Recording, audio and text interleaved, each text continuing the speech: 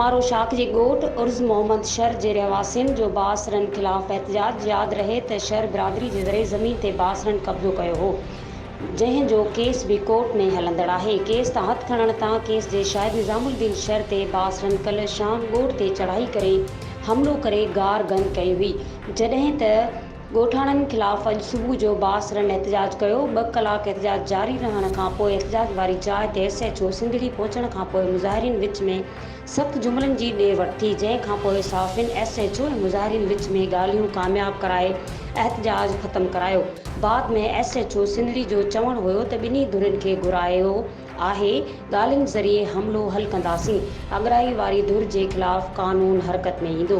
जश्न आज़ादी जे पुरमसरत मौक़े ते ऐं मुबारकबाद जे इश्तिहारनि जी बुकिंग जारी आहे। राब्तो कंदा 0308316188। मज़ीद खबरों और तफसीलात के लिए विजिट करें हमारी वेबसाइट www.awamiNewsHD.com।